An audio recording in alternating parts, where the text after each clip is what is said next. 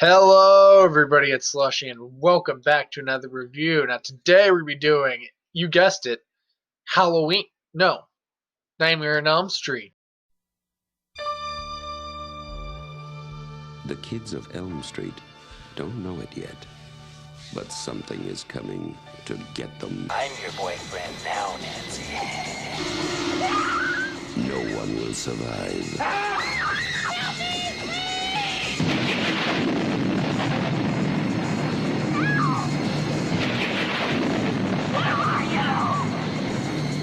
From Wes Craven, Nightmare on Elm Street. The thing is, I literally watched these movies at a young age, and I just never got into them. I thought for sure, because I heard so much word about Freddy being as good as Jason and Michael, so I was like, hey, you know what? I have some hype to see this. And I saw some footage of some kills, and I was like, hey, that's awesome. I like that. So I gave it a shot, right? And I gotta say, from the start, the first movie never hooked me. It's one of the better ones, but it didn't hook me like Halloween did, or even Friday the 13th. Friday the 13th hooked me a lot better than these movies did. But the original, directed by Wes Craven, the genre great. Wes Craven's amazing at what he did. Rest in peace. But in general, the movie does have very good suspense. I'd say if I had to pick the original Friday the 13th or the original Nightmare on Elm Street, I'd choose the original Nightmare on Elm Street because, again, it does more. And it was original for its time, right? It's this child molesting, pedophile, rapist, serial killer, also known as Freddy Krueger. And he doesn't have like a machete. He doesn't have a machete or kitchen knife. He has finger knives, which while it's not super original, I guess it's different for its time. There wasn't a guy walking around like this besides Edward Scissorhands, and he didn't come around to the damn 90s. Again, the practical effects in this movie are terrific. The actresses in this movie, I mean, it's a cheesy movie about a guy who comes into your dreams and tries to kill you in your dreams. It's going to be goofy, right? It's a goofy concept. But at least the first movie remains to be a little bit dark. It has its dark moments. I think knowing who Freddy Krueger is makes the movie itself dark. Knowing his backstory and what he's done in his past, it's pretty freaky and disturbing to know about.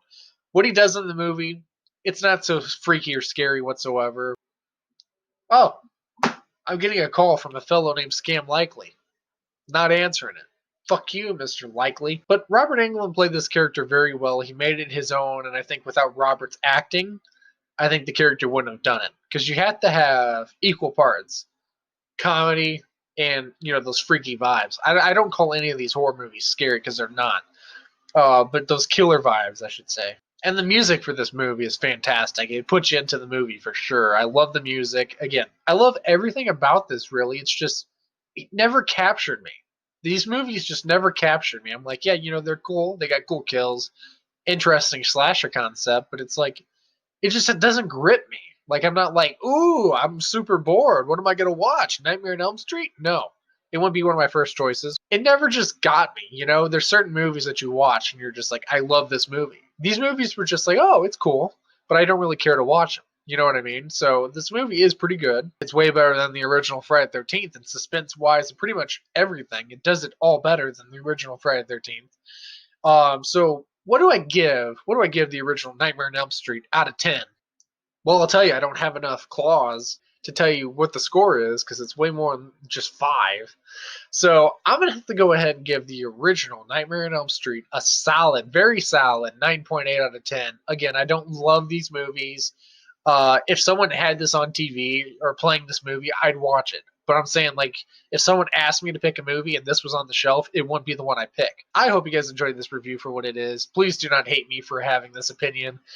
Again, I gave it a 9.8. Like, seriously, that's pretty damn good. I could have just said, Nightmare on Elm Street gets a -5 out of 10. And I actually do enjoy it whenever I do watch it. So that's my review of Nightmare on Elm Street 1984. Hope you guys enjoyed it.